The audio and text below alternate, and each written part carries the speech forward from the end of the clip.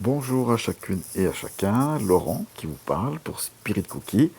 On est dans les podcasts de la saison 4 où on survole, pour avoir une bonne compréhension d'elle, on survole la Bible et là principalement le Nouveau Testament, c'est-à-dire la deuxième partie de la Bible. Aujourd'hui, on va passer en revue une lettre qui s'appelle la première épître aux Thessaloniciens. Alors les témoignages internes et aussi externes sont unanimes pour dire que c'est l'apôtre Paul qui en est le rédacteur et l'initiateur.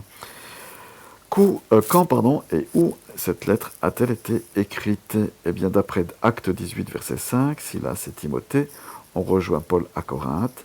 La lettre fut écrite là, au début du ministère de l'apôtre, dans cette ville, donc en été ou en automne 51 ou 52 de notre ère. La ville de Thessalonique, parlons un petit peu d'elle. C'est une ville qui est commerçante, une des trois villes principales de la région Méditerranée. Donc c'est une des villes les plus commerçantes de l'Empire romain. Vous avez peut-être entendu parler de la voie égnatienne qui relie Rome à Byzance. Eh bien, cette ville de Thessalonique était sur cette voie romaine. À l'époque, on estime sa population à peu près 200 000 habitants, donc une grande métropole composée de Grecs, de Romains et de Juifs. L'Église paraît fort nombreuse dans cette ville, d'après les témoignages qu'on en a dans 2 Thessaloniciens 3,16, et elle comptait quelques membres de la classe aisée, et la plupart venaient des couches laborieuses, comme on disait autrefois, des pauvres, des ouvriers ou des esclaves de cette époque. L'origine de la plupart d'entre eux, c'était des païens, donc il y a quelques juifs, mais la plupart c'est des païens, c'est-à-dire des personnes qui n'avaient pas le seul vrai Dieu comme religion. Alors quel est le contenu de cette lettre? Parce que c'est ça finalement le plus important. Avant de m'adresser au contenu, je voulais vous dire que allez voir sur spiritcookie.org, comme d'habitude, vous pouvez gratuitement télécharger un verset biblique illustré. Et cette fois-ci, c'est 1 Thessaloniciens 5, 17. Il est très court. Priez sans cesse. La Bible nous invite à prier sans cesse, prier Dieu avec son cœur. Et je vous réfère aussi à un article sur ce que j'ai découvert dans la prière depuis plus de 35 ans que je suis devenu chrétien. J'ai compris, je pense avoir compris quelques pensées par rapport à la prière et son importance. Donc allez voir cet article dans spiritwiki.org, mais aussi donc le verset 1 Thessaloniciens 5,17, c'est gratuit, profitez-en. Cette lettre paraît comme une grande action de grâce, c'est-à-dire une grande lettre de remerciement, en tout cas les 3 premiers chapitres.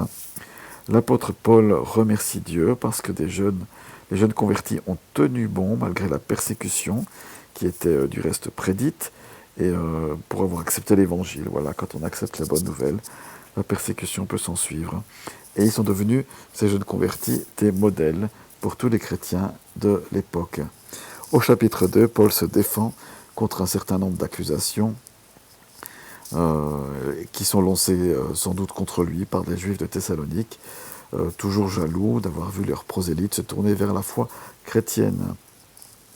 Dans le chapitre 2, aussi à partir du verset 17 jusqu'au chapitre 3, verset 13, Paul rappelle à ses correspondants que s'il n'est pas revenu les voir, ce n'est pas par manque d'intérêt ou de courage. L'envoi de Timothée leur prouve combien il se soucie d'eux. Voilà, c'est toujours bon lorsque des ministères s'éloignent de leur communauté d'origine ou locale, quand ils envoient des nouvelles.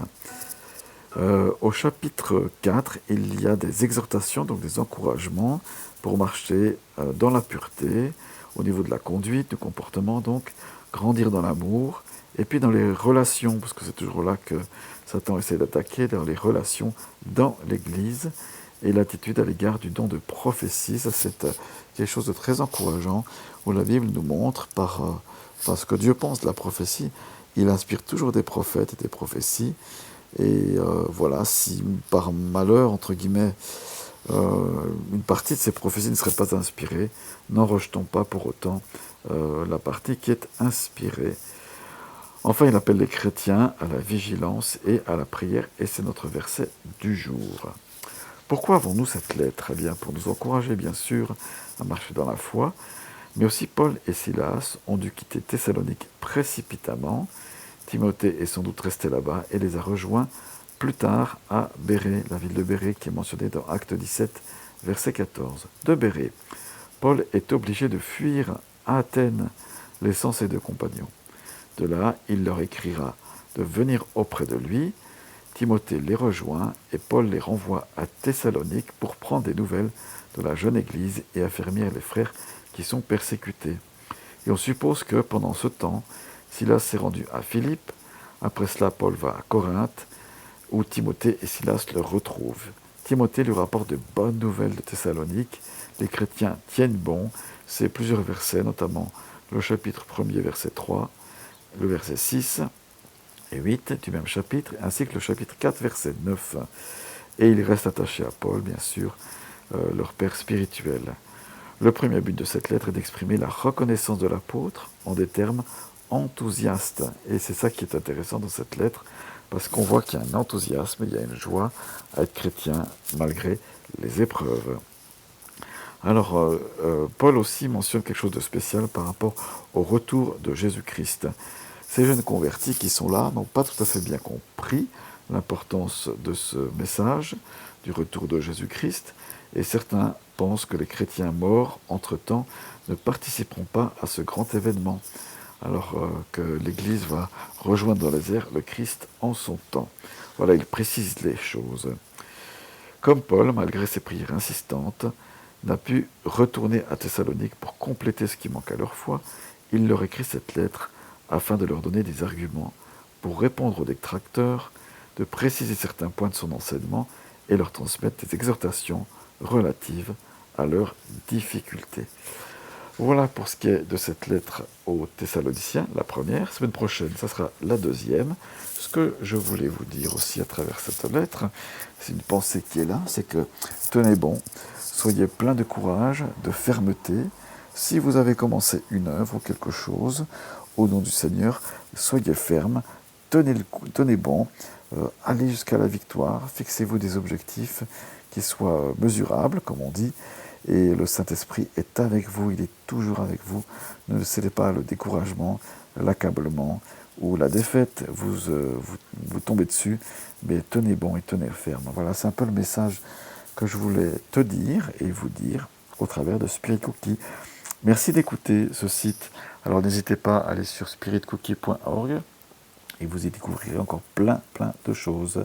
Voilà, ciao, ciao, à bientôt.